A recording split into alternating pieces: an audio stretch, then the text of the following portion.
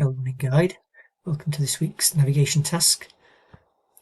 This week I've got a route profile. So this is a run that I did, and I want you to see if you can work out where I went exactly, and can you identify 2 points on my run. So I've highlighted them. There's this point here and this point here. So let's have a look at the map, and this is the Ordnance Survey 1 to 50,000. We're in the Lake District Haweswater Reservoir area. So let's have a look at that route profile. So we've got elevation in meters up the left hand side and distance in kilometers along the bottom. So you see that we're starting off at maybe 220 meters above sea level, and then we spend the first nearly 8 kilometers, 7.5 kilometers undulating, probably averaging around 250 meters above sea level. We've got a little spike here after about 6.5 kilometers. That's the first one I want you to identify, just approaching 300 meters, and then very steep up to a slight flattening just before the 600 meter elevation level, after which it spikes up again, slight flattening after 700 meters, and then a sharp rise to the summit. And the return trip is pretty much a mirror image of the way out, so probably returning by the same route. There's that little spike, and there's the undulations averaging around 250 meters. So where could we be? Well, that long flat 7 kilometers, or undulating 7 kilometers, would make sense that we're along the banks or the shores of the reservoir, so either on the western side or the eastern side. You can see we've got a height here. See that 212? That's a spot height, a measured height, so that fits in with roughly our start height. Now, the high point that we went to was almost 800 meters. So if we went along this eastern shore, could we have gone up to nearly 800 meters? Well, we couldn't, could we? Because we've got a high point there of 503,474. So that doesn't really fit. We haven't got heights shown here, and that's the other side of a valley again. So what about on the western side? Could we have gone along here and up here towards Kidsty Pike, Rampskill Head, high raise, low raise? Well, we've got 792, 802. So that would fit with some of these. So sounds like we went along here. Let's just check that by zooming in. Remember, we wanted to be between 200 and 300 meters for the first 6 kilometers. So let's zoom and have a look. Can we see any contour lines that would help us with that? Well, here that bold contour is the 350, that index contour there, 350 meters. So the next one down is 300 meters, next bold contour. So the next bold contour down is 250 meters, which is that one there. So that fits in with what we were looking at. So we wanted to find that little high point, this, after maybe 6.5 kilometers, and we're just approaching 300 meters of elevation there. So can we find that?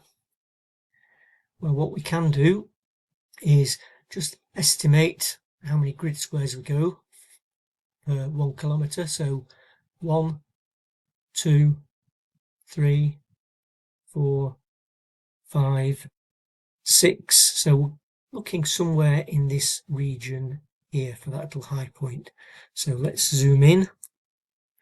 So at this point here, you can see we're just about 260 meters, and then we've got a sharp climb up there, just crossing the 300 meter contour, and then a steeply back down the other side to just after this little beck coming in, and then a steep climb up to Kidsty House. So that point there was the high point.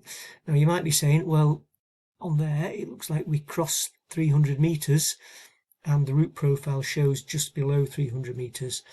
So unless your watch is absolutely spot on accurate to within 5 meters, you're not necessarily going to get an exact matching of map to elevation profile. So just bear that in mind. So that was the first point, and then remember we're looking for a steepening, steep, and then a slight flattening or less of a steepness just before the 600 meter contour. So again, we can count. We've got the 300 there, so that's going to be 350, 400, 450, 500 is that one there, 550 there. So this is the 600, and we can see just before the 600 we get a slight flattening, just that part there. So that little section there is that little section there, after which it goes steeply up to 700 meters, and then you can see just after 700 meters it flattens slightly and then goes up steeply to just short of 800 meters. So if we carry on, 600, 650, 700, there's that next slight flattening, 750 meters, so up towards here. Now if the summit was on Ramsgill Head, if I'd gone to Ramsgill Head, I'd expect to see after this point here another significant flattening before it steeply goes up, but it doesn't show that on the profile. That's a second flattening and then steeply up to there. Also, if we'd gone across to High Raise, you'd have seen a climb and then a flattening and even a downhill to this little saddle before another steep up, and it doesn't do that either. So the finish was just here on Kidsty Pike, and then retraced my steps. Now interestingly, I went to exactly the same place on the way back and it recorded slightly higher. That shows I did actually go to 300 meters, and that shows I was slightly shy.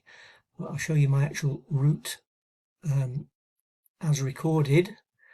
It's that purple line, and you can see here I went to exactly the same place twice, so I don't know why there is that little anomaly shown on the profile.